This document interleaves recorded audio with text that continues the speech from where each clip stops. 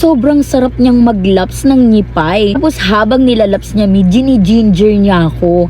Tumirik talaga ang mata ko sa sobrang sarap. So, another day, another episode of exposing your ka-irvagana moments. At ito ay pinamagatang The Hard Fuck ng gay na masahista. Yeah!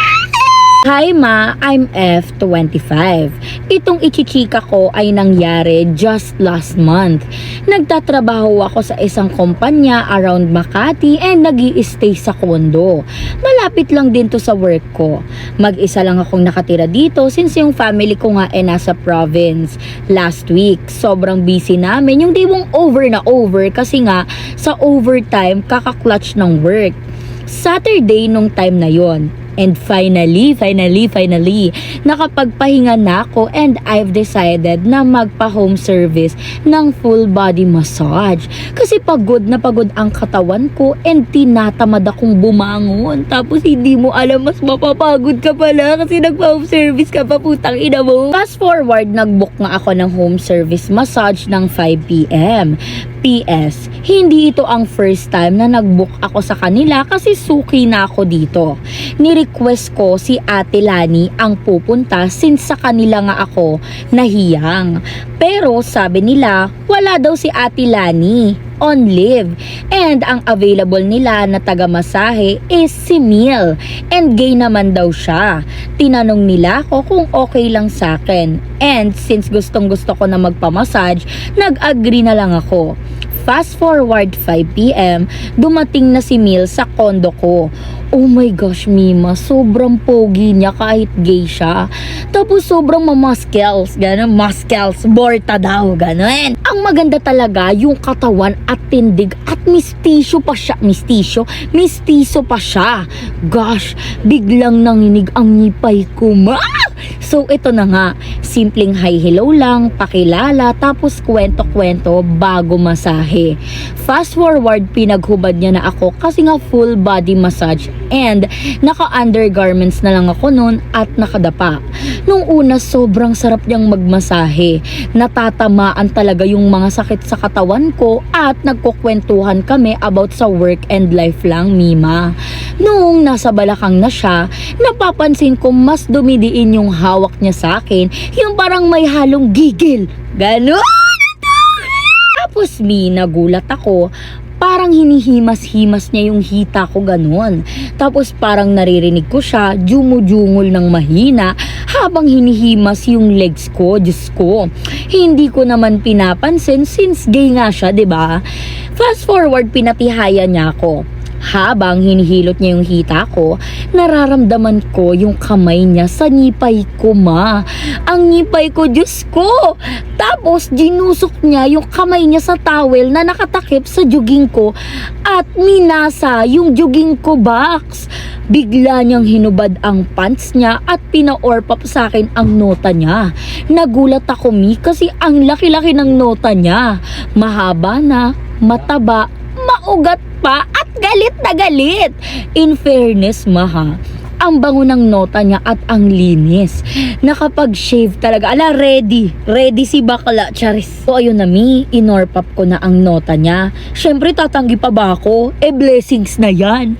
Matagal nang wala akong dilig, bakla. So ayun na nga, inorpap ko na yung nota niya. Jungol kong jungol siya, bakla.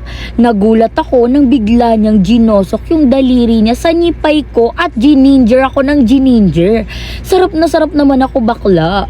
Gustong gusto kong jumungol pero hindi ako makajungol kasi nga ino-orpap ko yung nota niya. Kahit sumasakit na yung panga ko sa laki. Muntik na siyang labasan, mi. Pero hinugot niya sa bibig ko ang nota niya at hinubad niya ang panty ko.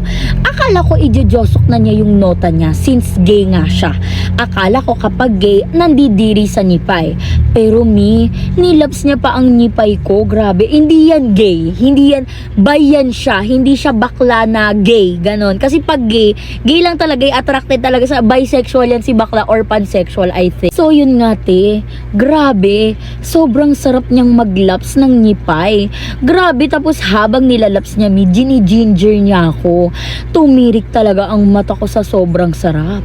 Fast forward, ijojosok niya na yung nota niya sa nipay ko at nang biglang ginojosok niya na yung nota niya sa nipay ko, hindi mapasok-pasok, Ulo pa lang, ang sakit-sakit na. 2 years ba naman akong walang dilig eh. So ayun na nga, ang ginawa niya, nilaps niya ulit yung nipay ko. At nagulat ako nung duraan niya yung nota niya habang nirarab niya yung nipay ko. Nagulat na lang ako bigla na pinasok niya. Sagad, ate! Sobrang sakit. Para akong na-virginan ulit. Hindi ko muna siya pinagalaw kasi sobrang sakit talaga. Nung naging okay na, pinagalaw ko siya, Diyos ko, bayo kong bayo siya. Habang nililip-tulelap niya ako, sinasakal-sakal niya din ako, Tapos, sabi niya, gusto niya daw ijungol ko ang pangalan niya. So, sinunod ko naman. Punong-puno na ng jungol naming dalawa ang buong kondo. Nagbalik kami ng posisyones. Nag-dog style kami, Doon ko mas naramdaman kung gaano kalaki ang nota niya. Kasi sagad na sagad. Bayo kong bayo siya. Hanggang sa lalabasan na siya at ginutok niya sa puson ko. Akala ko tapos na kami, Hindi pa pala. Pinunasan niya ng wipes ang modtacles niya na nasa puson ko at pinaibabaw niya ako. Ayon, hindi na naman maijosok. Nagulat ako, pinaupo niya ako sa festlock niya at nilaps niya ulit ang nipay ko. As in, laps malala, baklo. At nung sobrang wet na, doon niya na iginosok ang malaki niya na namang nota. Eh di hindi ako nagpatalo, bakla. Performance level talaga ako. Talagang igiling-giling, ganun siya, bakla. Kasi mas na-airvogan pa ako, pag naririnig ko yung jungol niya. Fast forward, natapos na kami. Naka 4 rounds kami at around 9 PM na kami natapos. At nag-usap kami about dun sa nangyari. Sabi niya, nagkakaroon daw siya ng identity crisis lalo na sa sexuality niya. Kaya siya nag-resign sa dati niyang trabaho at nag-apply sa massage parlor to find himself daw. Kasi napapansin niya na attracted daw siya sa babae at nawawalan daw siya ng gana sa mga ekalal na dati naman hindi ganon. At mas lumala pa raw yun na nawalan siya ng gana makipagbunahan sa guy, kaya tinigil niya daw muna lahat at nag-isip-isip siya. And kanina daw nung minamassage niya ako, nakaramdam daw siya ng matinding attraction at lust sa akin. At hindi niya daw napigilan ang sarili niya at umamin siya na ito ang first time niyang makipagbunahan sa girl. Nagsorry siya sa akin kasi hindi naman daw siya nag-ask ng permission at nagpadala raw siya sa tukso. Yes! Oh, tukso! Layuan mo ako! Ganun siya. Fast forward, aalis na siya. Pero bago siya umalis, hiningi niya muna yung socials ko and phone number ko to stay in touch daw.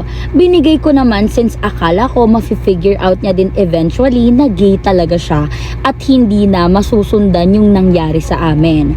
Fast forward, after 1 week, tumawag siya sa akin mga around 9 PM na yon, asking if pwede daw ba siyang pumunta sa kondo ko para makapag-usap kami kasi litong-lito na siya sa nararamdaman niya.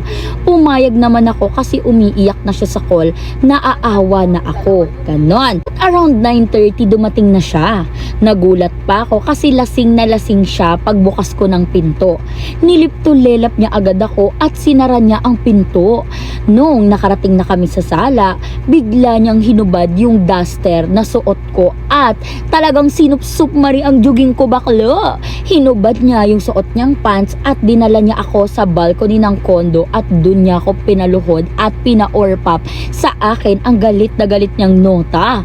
Pagkatapos nun, pinatalikod niya ako at pinahawak sa railings ng balcony at alam mo ba yung sumunod na nangyari? Putang ano, kumapit ka, baklo.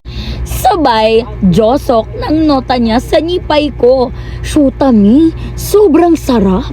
sagad na sagad siya bumayo habang sinasabunutan ako. Nung nangalay na kami, humiga siya sa lapag ng balcony at pinapatong niya ako.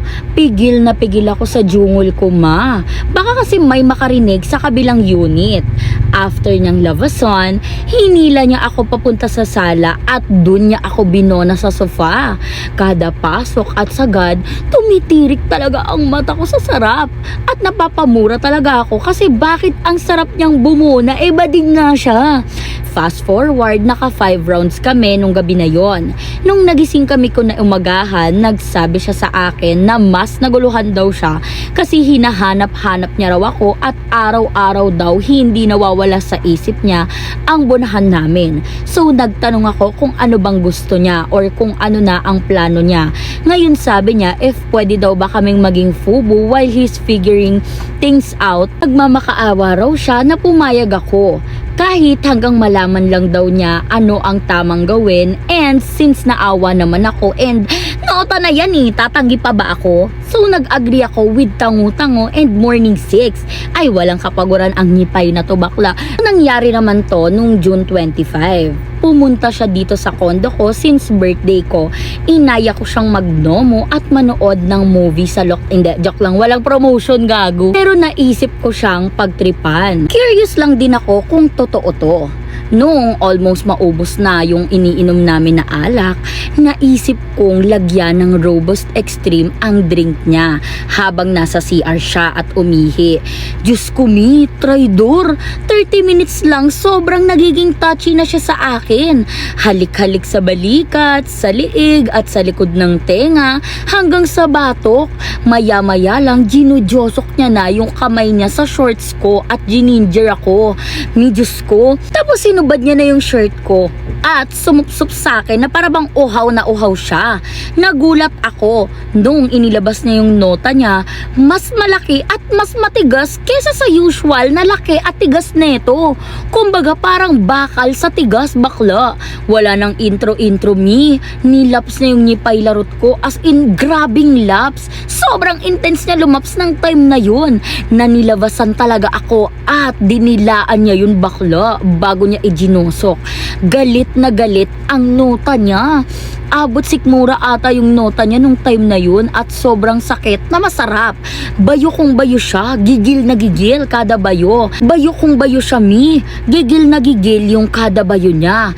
Jungol kami ng jungol parehas. Grabe ang intense ng bunahan namin nung gabi na yun. At kung ano-ano ang posisyon na ginawa namin hanggang sa missionary na mi. Grabe pa din siya bumayo. Pero nagulat ako, hindi niya hinugot mi. Ginutok niya sa loob. Pero wala siyang sinabi. Nakailang rounds pa kami at posisyones nung gabi na yon at lahat ginutok niya sa loob. Nakatulog kami madaling araw na. Kinaumagahan, nagising na lang ako na may naglalaps na sa nipay ko. Napadyungol ako sa sarap. Kanina pa daw pala siya nandun kasi hindi niya na raw mapigilan yung sarili niya. Ayun, nirab niya yung nota niya sa nipay ko at talagang nakatindig pa din baka Ay, hindi pala na-play gago. Nakailang rounds pa kami at posisyones nung gabi na yon at lahat yon ginutok niya sa loob. Nakatulig kami, madaling araw na. Kinaumagahan, nagising na lang ako na may lumalaps na sa nipay ko. Napaungol ako sa sarap. Kanina pa daw siya nandun kasi hindi niya na raw kayang pigilan ang sarili niya. Parang, di ko na mapipigilan ang kaligaya. Yeah! Ayun, nirab niya ang nota niya sa nipay ko at sobrang tigas pa din nun. Bayo kung bayo na naman siya at kung ano-ano na namang posisyones ang ginawa namin until nilabasan siya at sa loob niya na naman ginutok. Wala ulit siyang sinabi. Hinalikan niya lang ako sa noo at pinunasan bago siya pumunta sa kusina para magluto ng brunch namin. Fast forward, we spend the day whole day together. Bonahan dito, bonahan doon, walang kapaguran until nakaramdam na ako ng sakit sa nipay ko and kinikerry na niya ako. Kinikerry, inaalagaan niya na naman ako until sa umuwi na siya. Hindi na naulit yung bonahan namin since naging busy kami parehas sa work. Pero araw-araw kaming nag-uusap at pumupunta siya minsan sa office ko para sabay kaming mag-lunch until sa na-busy din siya. Hanggang ngayon, di pa nasusundan yung bonahan namin na yun, pero kinakabahan ako kasi 2 weeks na akong delay. Yung period ko delayed.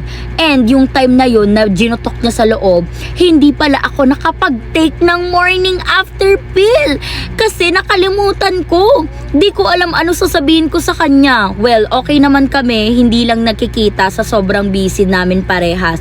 Pero di ko alam paano sisimulan sabihin sa kanya na delayed ako.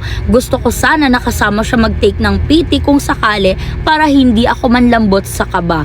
Ayun lang, update ko kayo. Huy, update mo kami! Ninang, chat. Hoy bakla, i-update mo kami ha kung talaga bang may laman. Papanagutan ka ba? Diba? Feeling ko talaga bet ka niya, te. So, yun lang. Ganyan lang ang kanyang comment. Sana may laman. Tapos papanagutan ka niya. Tapos magiging kayo in the future. Tapos ikakasal kayo. Tapos malalaman namin. Yun lang. Bye!